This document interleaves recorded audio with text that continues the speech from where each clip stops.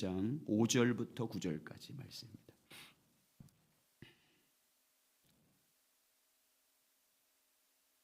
여호수아 1장 5절부터 9절까지 우리 한 목소리로 같이 봉독하겠습니다. 시작. 내 평생에 너를 능히 대적할 자가 없으리니 내가 모세와 함께 있었던 것 같이 너와 함께 있을 것임이니라. 내가 너를 떠나지 아니하며 버리지 아니하리니 강하고 담대하라. 너는 내가 그들의 조상에게 맹세하여 그들에게 주리라 한 땅을 이 백성에게 차지하게 하리라. 오직 강하고 극히 담대하여 나의 종 모세가 내게 명령한 그 율법을 다 지켜 행하고 좌로나 좌로나 치우치지 말라. 그리하면 어디를 가든지 형통하리니 이 율법책을 내 입에서 떠나지 말게 하며 주야로 그것을 묵상하여 그 가운데 기록된 대로 다 지켜 행하라. 그리하면 내 길이 평탄하게 될 것이며 내가 형통하리라.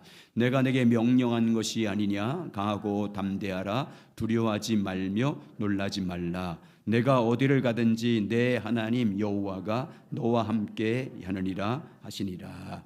아멘.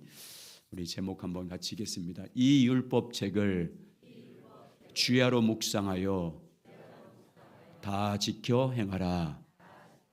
우리 같이 읽겠습니다. 시작. 이 율법책을 주야로 묵상하여 다 지켜 행하라. 아멘. 지난 1월 달 한 달 동안은 믿음에 의한 삶을 살기 위한 말씀을 같이 나눴습니다.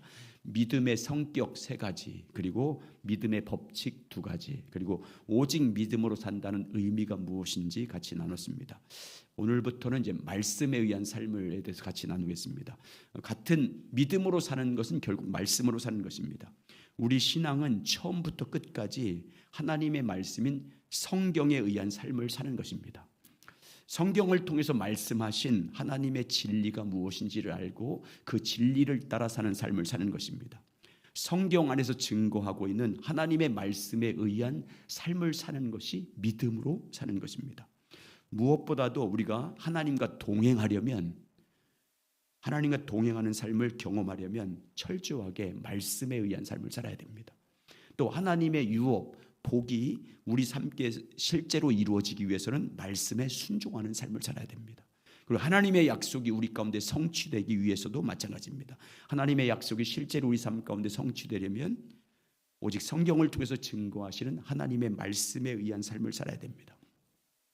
우리가 가는 길이 평탄하고 우리가 하는 모든 일이 형통하려면 오직 주님의 말씀에 의한 삶을 살아야 됩니다. 자, 오늘 말씀이 바로 그걸 증거하고 있습니다. 자, 6절부터 여호수아 1장 6절부터 8절까지 다시 같이 읽겠습니다. 시작. 강하고 담대하라. 너는 내가 그들의 조상에게 맹세하여 그들에게 주리라 한 땅을 이 백성에게 차지하게 하리라. 오직 강하고 극히 담대하여 나의 종 모세가 내게 명령한 이 율법을 다 지켜 행하고 우러나 좌로나 치우치지 말라. 그리하면 어디를 가든지 형통하리니 이 율법책을 내 입에서 떠나지 말게 하며 그 좌로 그것을 묵상하여 그 가운데 기록된 대로 다 지켜 행하라. 그리하면 내 길이 평탄하게 될 것이며 내가 형통하리라. 아멘. 자, 여호수아가 이제 모세가 죽고 나서 여호수아가 이스라엘 지도자가 됐습니다. 이제 가나안 땅을 정복해야 되는데 모세가 죽자 이 여호수아는 큰 두려움에 빠졌습니다. 그때 하나님께서 나타나셔서 반복적으로 여호수아에게 약속한 말씀이 바로 오늘 말씀입니다. 오늘 말씀은 2가지 언약을 하십니다.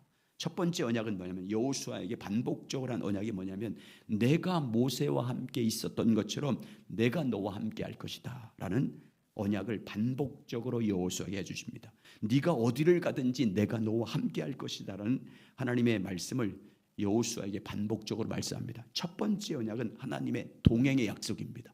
어디 가든지 함께 하겠다는 약속, 언약을 하십니다. 그리고 2번째는 하나님께서 여호수아에게 함께 하셔서 무엇을 차지하게 해주시겠다고 말씀하냐면 가나안 땅, 하나님께서 이스라엘 조상들 때부터 약속한 땅인 가나안을 너와 너의 백성들에게 주겠다라고 약속합니다. 가나안을 기업으로 주겠다. 이게 2번째 언약입니다. 그러면서 이 2가지 언약, 하나님의 동행하시는 언약, 그리고 가나안 땅을 기업으로 받는 언약을 이루려면 이제부터 여호수아에게 무엇에 의한 삶을 살라고 말씀합니까? 말씀을 따라 살라고 말합니다. 이 두 가지 약속을 하면서 이 약속이 이루어지기 위해서 오직 말씀을 따라 살라고 말씀합니다. 자, 8절 있습니다. 자, 8절 있습니다. 시작. 이 율법책을 내 입에서 떠나지 말게 하며 주야로 그것을 묵상하여 그 안에서 기록된 대로 다 지켜 행하라. 그리하면 내 길이 평탄하게 될 것이며 내가 형통하리라. 아멘. 하나님께서 여호수아에게 말씀과 관련해서 명령한 세 가지입니다. 내 이 율법책을 내 입에서 떠나지 말게 하며, 두 번째, 주야로 그 말씀을 묵상하며, 그리고 그 가운데 기록된 모든 것을 다 지켜 행하라. 이렇게 명령합니다. 이 세 가지 명령은 하나님께서 무엇을 반복적으로 지금 강조하고 있는 것입니까? 무엇에 의한 삶을 살라고 말씀하고 있는 거예요? 하나님 말씀에 의한 삶을 살 것을 반복적으로 명령한 것입니다. 오직 말씀을 따르는 삶을 살 것을 계속해서 반복적으로 말씀한 것입니다. 그런데 오늘 말씀에 의한 삶을 사는 데 있어서 우리에게 필요한 것이 무엇인지 여호수아에게 말씀합니다. 말씀에 의한 삶을 살기 위해서 우리 마음을 어떻게 하라고 여호수아에게 말씀합니까? 강하고 담대하라 라고 말합니다. 강하고 담대하라. 하나님께서 이 짧은 구절 속에 강하고 담대하라는 말씀, 이가 비슷한 표현을 8번이나 반복하고 있습니다. 네가 어디 가든지 내 하나님 여호와가 너와 함께하리니 너는 강하고 담대하라 라는 표현을 계속해서 말씀합니다. 자, 9절 있습니다. 자, 9절 시작. 내가 내게 명령한 것이 아니냐. 강하고 담대하라. 두려워하지 말며 놀라지 말라. 내가 어디를 가든지 내 하나님 여호와가 너와 함께 하느니라 하시니라. 아멘. 하나님께서 강하고 담대함으로 오직 말씀에 의한 삶을 살 것을 강조한 이유가 뭐라고 말씀합니까?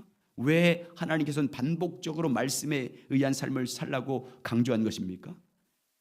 하나님께서 우리와 항상 함께하는 삶을 살기 위한 필수이기 때문입니다. 말씀에 의한 삶을 살아야 하나님이 우리와 동행하기 때문입니다.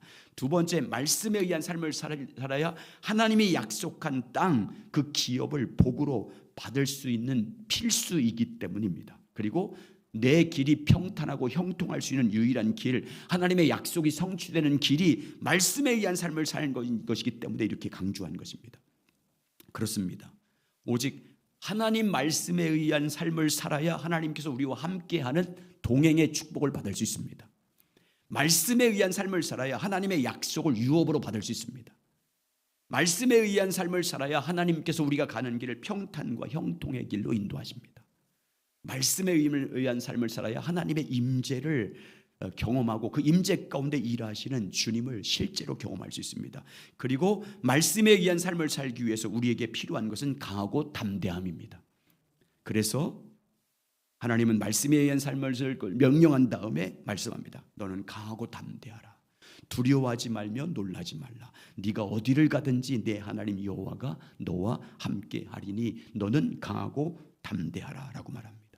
여러분, 오직 하나님의 말씀을 지킴에 있어서 강하고 담대하시길 예수의 이름으로 축원합니다.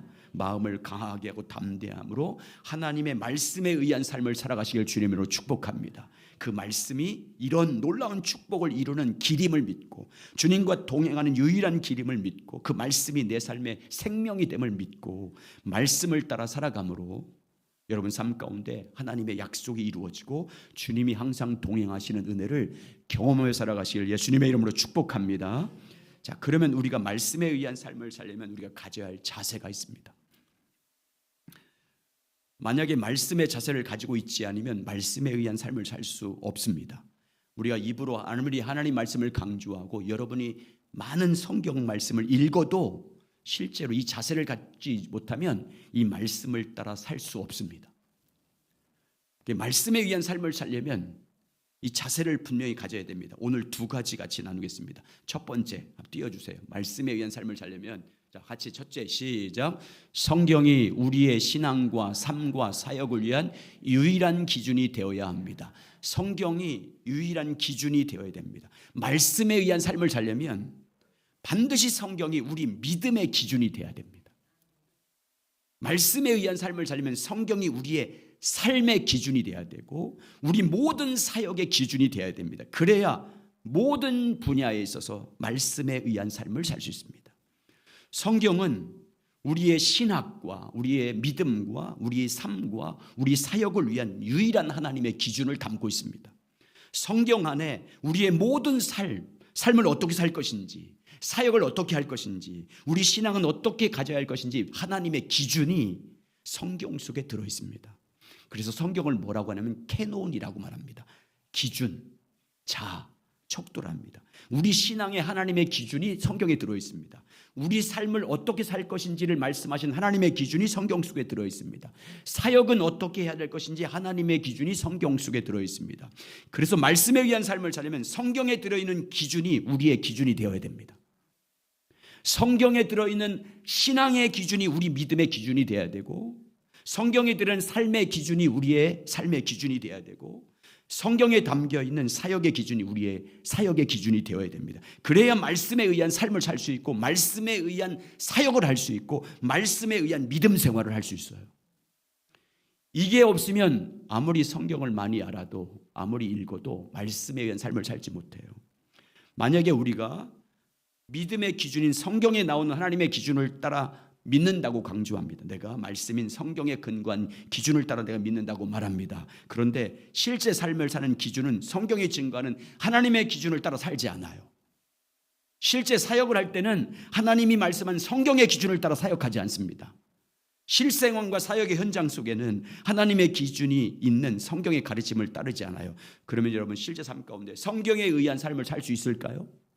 못 살아요. 실제 삶과 사역을 하나님의 기준 말씀을 따라 할 수 있을까요? 없습니다.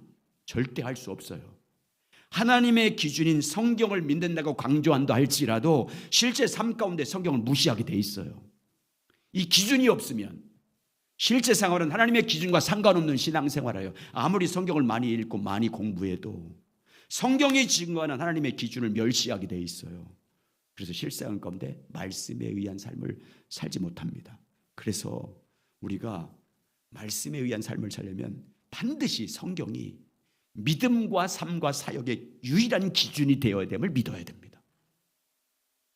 신앙과 신학과 삶의 기준과 사역의 기준이 하나님 말씀인 성경이 되어야 돼요. 성경의 기준, 말씀하신 하나님의 기준이 내 믿음과 내 삶과 내 사역과 모든 영역의 기준이 되어야 됩니다.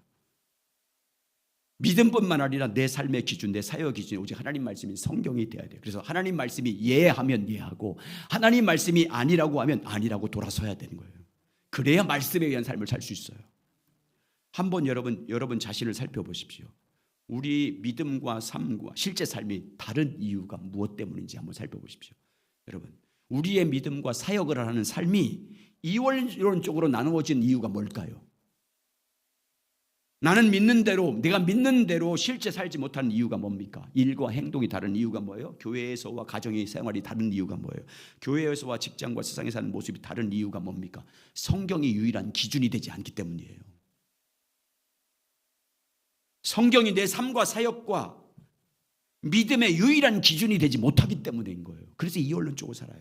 외식하는 자가 돼요. 그래서 우리가 믿는 믿음의 교리는 성경이 말씀한 유일한 기준을 따라 믿는다고 말합니다. 그런데 실제 삶을 사는 기준은 성경을 기준으로 살지 않아요. 세상 살아갈 때는 성경이 증거한 하나님의 말씀에 나타난 기준을 따라 살지 않습니다. 삶을 사는 기준이 성경이 아니에요. 사역을 하는 기준이 성경이 아니에요. 성경이 말씀한 하나님의 기준을 따라 살지 않고 사역하지 않아요. 그러니까 이원론적으로 살 수밖에 없어요. 위선적인 삶을 살 수밖에 없어요. 외식하는 삶을 살 수밖에 없는 거예요. 우리는 반드시 마음에 기억해야 됩니다, 여러분. 말씀에 의한 삶을 살고자 하면 반드시 우리 믿음과 삶과 사역의 모든 기준이 성경이 되어야 됩니다. 성경이 증거한 하나님의 기준, 다림줄이 내 믿음이 되어야 되고 내 삶이 되어야 되고 내 사역의 기준이 되어야 됩니다. 그래서 교회에서 일꾼을 세우는 임직식을 할 때 목사 위임식을 한다든지 장로, 권사, 안수입자 임직식 할 때 서약하지 않습니까? 임직자가 서약할 때 첫 번째 서약이 뭐예요? 서약하셨잖아요. 서약하셨잖아요. 황종지 때는 다 서약했잖아요. 뭐 서약했어요? 신구약 성경은 하나님의 말씀이요 신앙과 행위에 대한 정황무한 유일한 법칙, 기준임을 믿습니까? 이잖아요. 네, 믿습니다라고 대답해야 임직을 받은 거예요. 왜 임직자에게 반드시 이 서약을 받게 합니까? 믿음이든 삶이든 교회에서 사역을 하든 무엇을 하든지 유일한 기준으로 삼고 살게 하는 이유가 뭐예요? 왜? 성경이 되게 하기 위해서, 성경이 기준이 되게 하기 위해서. 사역을 할 때, 교회에서 사역을 할 때, 삶을 살아갈 때 성경이 증거한 하나님의 기준을 내 신앙과 삶과 사역을 기준으로 삼고 살게 하기 위해서입니다. 여러분, 그래서 여러분 군대 갔다 온 분들 알잖아요. 군대에서 집합할 때 뭘 외쳐요? 지휘관이 기준 외쳐요. 기준. 그럼 기준 하면 뭐예요? 그 사람 중심으로 딱 지을 오하열을 세워요. 해병대는 오하열이야. 오하열. 기준을 한 사람 딱 부르면 그 사람 그 기준으로 해서 딱 세워야 되는 거예요. 여러분 따라서 기준 크게 하세요. 기준 크게. 하나님의 군대가 이렇게 작아서 되겠습니까? 기준해야 돼. 다시 기준. 예. 성경이 증거한 하나님의 기준이 여러분의 믿음의 기준이 되시기 바랍니다. 성경이 증거한 하나님의 기준이 여러분의 삶의 기준이 돼야 돼요. 사역의 기준이 돼야 돼요. 직장생활, 가정생활, 교회생활, 부부관계 다 성경이 말하고 있잖아요.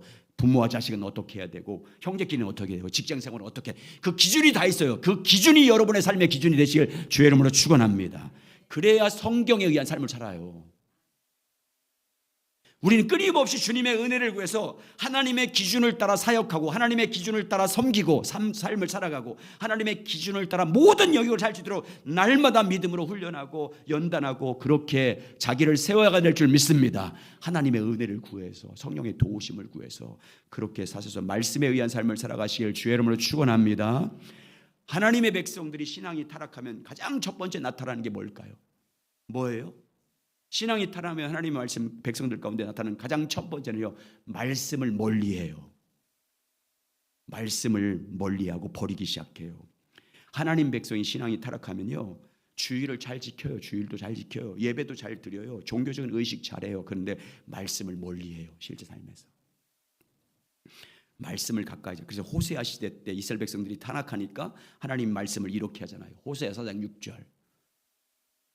호세아 시작. 내 백성이 지식이 없음으로 망하는도다. 내가 지식을 버렸으니 나도 너를 버려 내 재상이 되지 못하게 할 것이요 내가 내 하나님 율법을 잊었으니 나도 내 자녀를 잊어버리리라. 말씀을 버리고 하나님 말씀을 잊어버려요. 자, 예레미야 시대 때 보세요. 그들도 타락하니까 어떻게 해요? 예레미야 6장 19절 동일해요. 시작.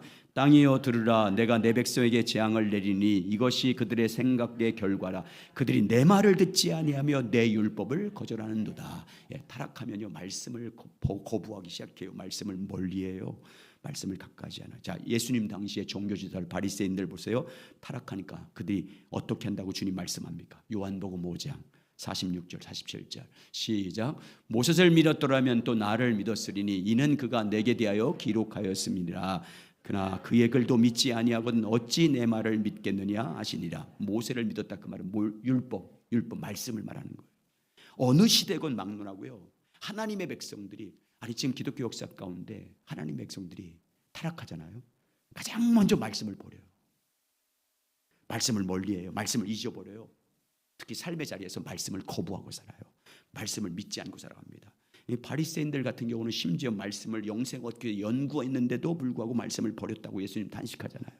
자, 요한복음 5장 38절 39절 시작. 그 말씀이 너희 속에 거하지 아니하니 이는 그가 보내신 이를 믿지 아니함이라. 너희가 성경에서 영생을 얻는 줄 생각하고 성경을 연구하거니와 이 성경이 곧 내게 대하여 증언하는 것이니라. 성경을 연구했지만 타락하니까 성경을 그렇게 읽고 묵상해도 실제 삶에서는 말씀을 버리고 사는 거예요. 하나님의 백성이 타락하면요 말씀을 가장 먼저 멀리하고 버리고 떠납니다. 종교적인 의식은 행해요. 예배도 드리고 또 11조도 드리고 봉사도 해요. 근데 말씀을, 신앙이 타락하면 말씀을 멀리해요. 말씀을 버려요. 그러면 여러분 하나님의 백성이 이렇게 신앙이 타락하는 원인이 뭡니까? 왜 타락하는 거예요? 하나님의 백성이 신앙이 타락해서 하나님의 말씀을 버리는 이유가 뭡니까? 말씀을 그렇게 읽고 연구하면서도 신앙이 타락해서 말씀을 버리고 사는 원인이 무엇입니까? 두 가지예요. 신앙의 본질, 하나님을 알기 위해서 주님과 교제하는 삶을 떠났기 때문이에요. 하나님을 알기 위해서, 하나님을 알려면 뭐를 연구해야 돼요? 성경이잖아요. 하나님 알기 위해서 성경을 통해서 끊임없이 주님과 교제해야 되는데 하나님을 알기 위한 교제의 삶을 떠났기 때문에, 하나님 말씀을 묵상하면서 주님과 교제하는 삶을 떠났기 때문에 신앙이 타락해서 말씀을 버리는 거예요. 두 번째, 왜 말씀을 버릴까요? 하나님 말씀인 성경을 믿음과 삶과 사역의 기준으로 삼지 않기 때문이에요. 유일한 기준으로 삼지 않기 때문에 말씀을 버리는 거예요. 성경을 연구하면서도 읽으면서도 성경이 증거한 하나님의 기준이 있잖아요. 우리 신앙과 삶을, 또 사역, 모든 삶은 가정생활, 교회생활, 직장생활, 모든 것, 부부관계, 남편과의 자식과의 관계, 그 모든 것들 다 그 모든 삶이잖아요. 그 모든 삶의 기준을 하나님의 말씀으로 삼지 않기 때문이에요. 그래서 말씀을 멀리하는 거예요. 신앙이 타락해서 말씀의 절대 기준인 말씀을 버리고 사는 것입니다. 우리도 우리의 본질, 신앙의 본질을 붙잡지 않고 살면요, 우리는요, 우리 신앙은 타락하게 돼 있어요. 종교인으로서 신앙생활을 할 수 있어요. 주일도 잘 지키고 새벽기도도 잘 할 수 있고 할 수 있어요. 하나님을 알기 위한 친밀한 그러나 교제를 떠나면 우리 신앙은 변질됩니다. 성경을 내 믿음과 삶과 사역의 유일한 기준으로 삼고 살지 않으면 우리 신앙은 변질되게 돼 있어요. 결국 교회 다니면서 실제 삶에는 말씀을 버리고 삽니다. 예배를 드리기도 하고 기도도 하지만 믿음과 삶의 사역의 현장에서는 그 말씀을 떠나 살아요. 그 말씀을 기준으로 삼고 살지 않아요. 우리는 항상 자기를 살펴봐야 돼요. 그래서 내가 지금 직장 생활하고 여러 가지 관계 속에서 사람들과의 관계하고 교회에서 사역을 할 때 내가 과연 하나님의 말씀인, 하나님의 기준이 들어있는 말씀을 기준으로 하고 있는지를 살펴봐야 돼요. 그렇지 않으면 말씀에 의한 삶을 살 수 없어요. 그래서 길이 형통할 수 없고 평탄할 수도 없어요. 그래서 여러분, 우리는 신앙의 본질을 붙잡아야 됩니다. 신앙의 본질을 붙잡아야 돼요. 하나님을 알기 위한 주님과의 교제를 붙잡아야 돼요. 전념해야 돼요. 성경에 증거한 하나님의 기준을 내 삶과 내 믿음과 사역의 기준으로 삼기 위해서 끊임없이 주님의 은혜를 구하시길 주의 이름으로 축원합니다. 성령께서 성경 안에서 가르쳐준 그 진리를 나의 믿음의 기준으로 삼고 사역의 기준으로 삼고 삶의 기준으로 삼고 살기 위해서 날마다 우리는 주님의 은혜를 구해야 되고 주님의 긍휼을 구해야 됩니다. 그리고 성령께서 성경을 통해서 가르쳐준 그 진리, 하나님의 기준을 나의 기준으로 믿어야 됩니다. 성령께서 가르쳐주는 그 기준을 내 사역의 기준으로 삼고 믿어야 됩니다. 그래야 말씀에 의한 삶을 살 수 있고요, 말씀에 의한 삶을 살아야 주님이 동행하는 축복을 받을 수 있고요, 그리고 말씀에 의한 삶을 살아감으로 주님의 약속이 이루어지고 주님의 약속된 복을 성취하는 하나님의 유업을 받을 수가 있습니다. 그러므로 신앙의 본질을 붙잡으시길 주의 이름으로 축원합니다. 날마다 주님을 알기 위해서, 주님을 더 깊이 알기 위해서 날마다 주님과 교제하고 주의 얼굴을 구하시길 주님의 이름으로 축원합니다. 성경이 증거한 하나님의 기준을 날마다 알기를 갈망하고 삶을 어떻게 살 것인지, 사역을 어떻게 할 것인지, 믿음은 어떻게 가져야 될 것인지 날마다 사모하는 마음으로 간구하셔서 성령께서 가르쳐준 그 기준을 따라 사시길 주의 이름으로 축원합니다. 성령께서 성경을 통해서 증거하신 하나님의 기준을 나의 삶과 나의 믿음과 사역의 기준으로 삼고 살아가셔서 하나님이 항상 여러분과 동행해 주시고 항상 하나님께서 유업을 때를 따라 공급해 주시고 약속된 복을 받으시길 예수님의 이름으로 축복합니다. 두 번째, 말씀에 의한 삶을 살려면 우리가 가져야 할 자세가 있습니다. 두 번째 자세는요, 하나님이 말씀을 통해서, 그 말씀을 통해서 하나님의 뜻이 뭔지, 하나님의 목적이 뭔지, 하나님의 의도가 무엇인지 알고 그 목적을 내 생명이 되는 삶을 살아야 됩니다. 자, 둘째 읽어보세요. 시작. 하나님께서 말씀하신 의도와 뜻과 목적이 우리의 생명이 되어야 합니다. 여러분, 하나님의 말씀, 하나님께서 하신 모든 말씀에는요, 하나님의 뜻이 담겨 있어요. 하나님의 모든 말씀 안에는 하나님의 의도가 있어요. 그 말씀 안에 주님의 의도가 있어요. 그걸 알아야 돼요. 말씀하신 그 말씀만 문자적으로 알면 안 되고요, 그 말씀 안에는 하나님의 의도와 계획이 있어요. 그분의 의중이 들어있어요. 그분의 마음이 들어있어요. 그래서 말씀에 의한 삶을 살려면 말씀하신 그 의도하신 그 뜻을 내 생명이 되도록 만들어야 돼요. 성경을 통해서 말씀하신 그 말씀하신 하나님의 뜻이 나의 뜻이 되어야 돼요. 말씀에 의한 삶을 살려면 그래야 하나님께서 말씀하신 그 의도가 뭔지 알고 뜻이 무엇인지 알고 그것을 나의 생명으로 삼고 나의 삶이 되어야, 그래야 말씀에 의한 삶을 살아갑니다. 자, 보십시오. 예수님과 사탄의 차이가 뭔지 보세요. 말씀과 관련해서, 하나님 말씀과 관련해서 성경에 대한 태도를 보면 알 수 있어요. 사탄도 여러분 때로는 하나님의 말씀을 성경을 이용하잖아요. 인용하지 않습니까? 특히 마태복음 4장에 보면 예수님이 시험당할 때 다 말씀을 가지고 이용하지 않습니까? 성경을 이용해서 예수님을 시험해요. 여러분 사탄은 다 성경을 알고 성경을 가지고 이용하잖아요. 이단들도 마찬가지예요. 성경을 이용해서 미혹합니다. 사탄은 하나님 말씀은 성경을 그러나 이용할 뿐이에요. 사탄은 절대로 하나님의 말씀하신 그 의도와 의미를 자기 생명으로 삼지 않아요.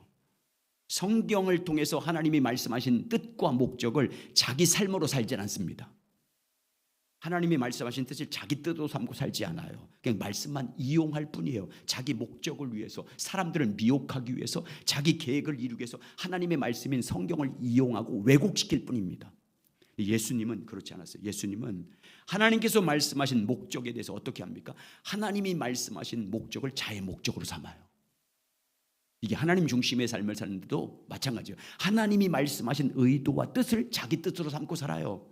하나님이 말씀하신 뜻에 담긴 계획을 자기 계획으로 삼고 삽니다. 그리고 그 말씀하신 뜻을 대로 살기 위해서 죽기까지 복종해요. 그 하나님이 말씀하신 의도를 알고 십자가에 죽기까지 복종해요. 그 말씀을 이루기 위해서.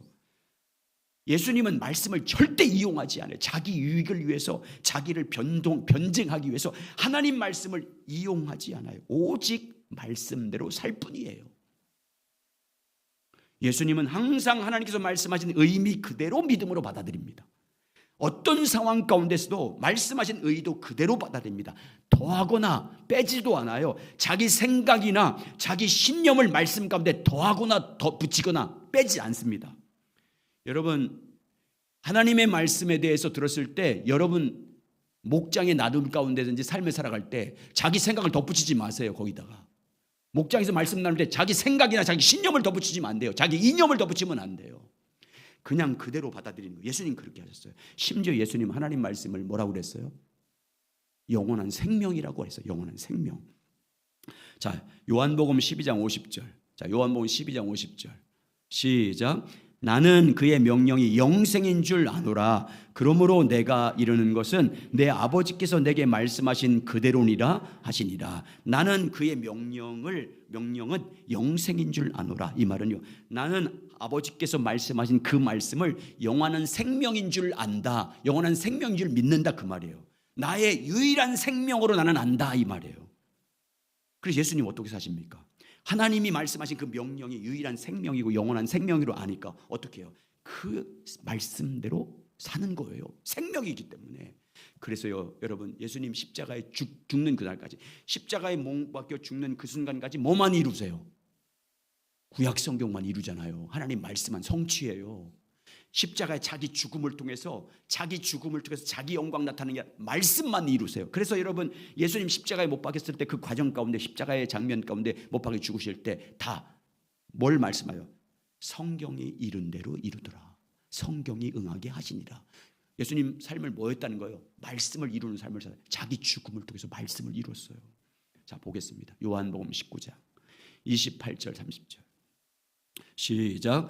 그 후에 예수께서 모든 일이 이미 이루신 줄 아시고 성경을 응하게 하려 하사 이르되 내가 목마르다 하시니 거기 신 포도주가 가득히 담긴 그릇이 있는지라. 사람이 신 포도주를 적시은 해면을 웃을 주에 매어 예수의 입에 대니 예수께서 신 포도주를 마신 후에 이르시되 다 이루었다 하시고 머리를 숙이니 영혼이 떠나가시니라. 성경을 응하게 하셨다. 여러분 다 이뤘단 말이 뭘 이뤘단 말이에요?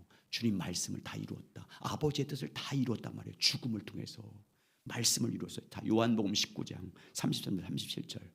시작. 예수께서 이르러서는 이미 죽으신 것을 보고 다리를 꺾지 않으시고 그중 한 군인이 창으로 옆구리를 찌르니 곧 물과 피가 나오더라. 이를 본 자가 증언하시니 그 증언이 참이라. 그가 자기가 말하는 것이 참인 줄 알고 너희로 믿게 하려 함이니라. 이 일이 일어나는 것은 그 뼈가 하나도 꺾이지 아니라 한 성경을 응하게 하려 하심이라. 또 다른 성경에 그들이 찌른 자를 보리라 하였느니라. 십자가의 막 죽음까지도, 죽음 그 자체까지도 성경을 응하게 하려 합니다. 왜 이렇게 하신 거예요? 십자가의 죽음까지 말씀에 의한 삶을 사는 비결이 뭡니까? 하나님 말씀이 자기 생명으로 믿었어요.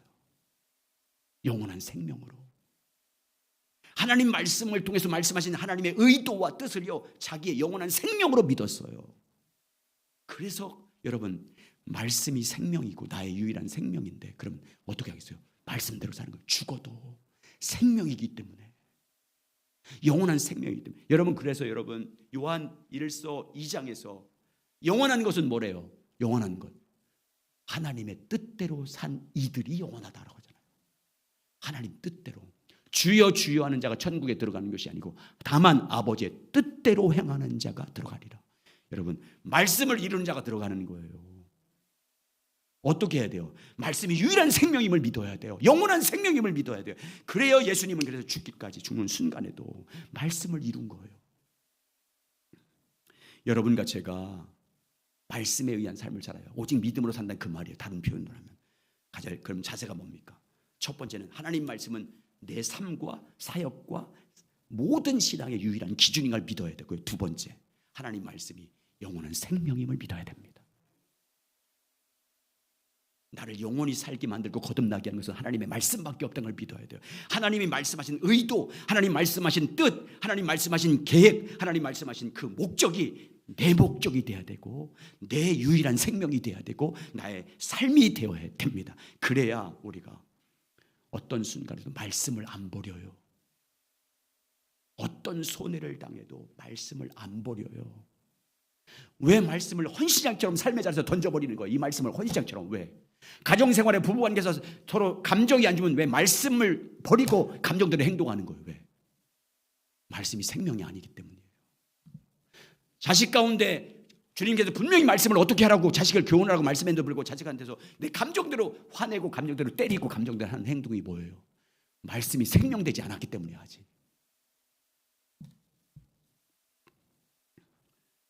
여러분 말씀이 생명임을 믿으시길 주의 이름으로 축원합니다. 하나님께서 말씀하신 그대로의 말씀은 우리의 생명이 되는 삶을 사는 것은 결코 쉬운 일이 아니에요.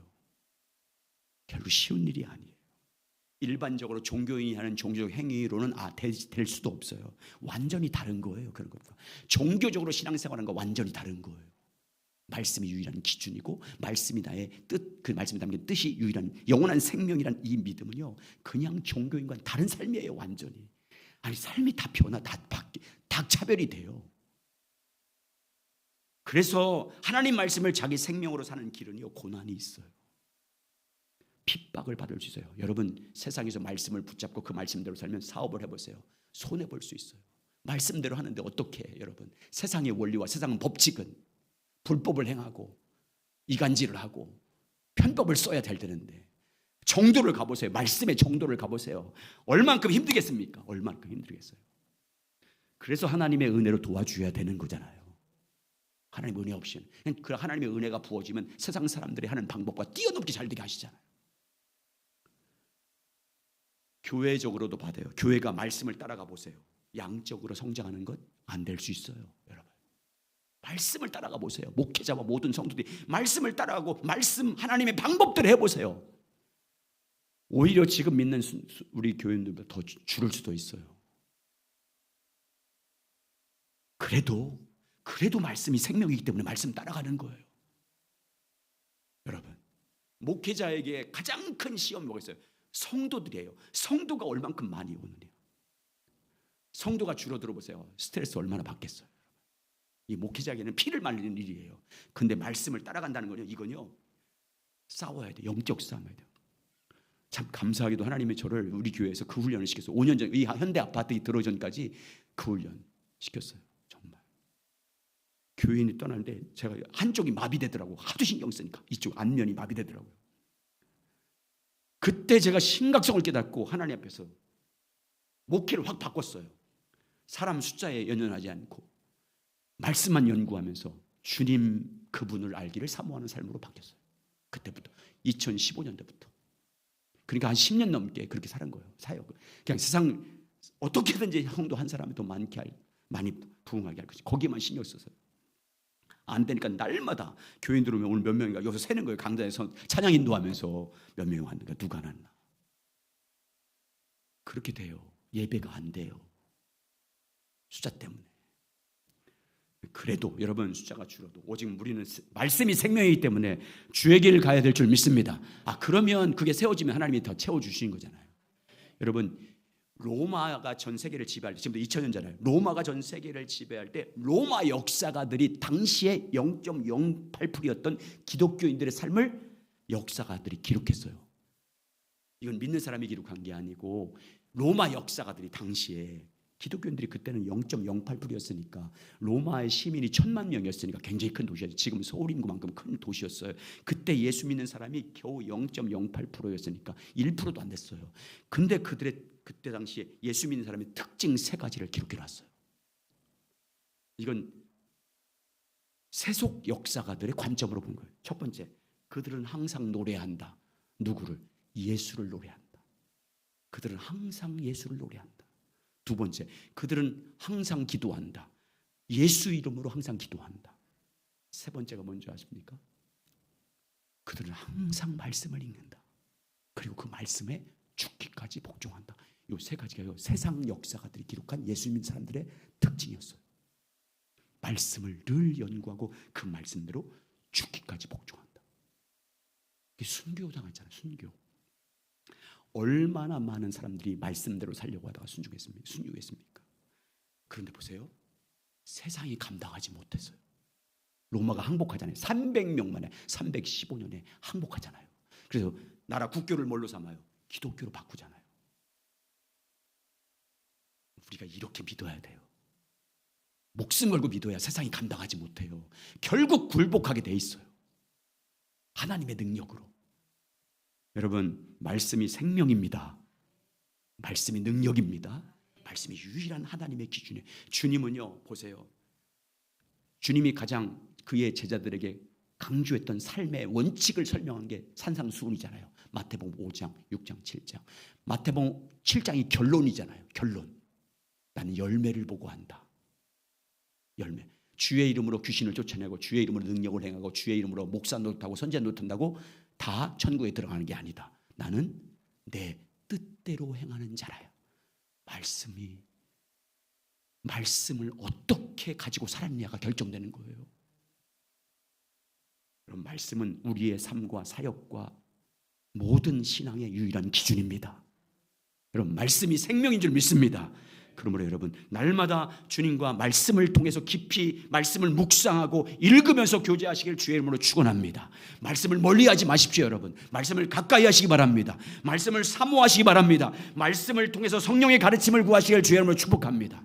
그래서 말씀하시는 그 말씀을 따라 순종함으로, 여러분, 성령께서 가르친 그 진리대로 살아감으로, 말씀대로 사는 삶을 살아감으로 하나님이 동행하는 복, 약속이 이루어지는 복, 말씀 안에 있는 그 언약이 성취되는 이 복을 받아 여러분과 저의 삶이 평탄하고 형통하시길 예수의 이름으로 축복합니다.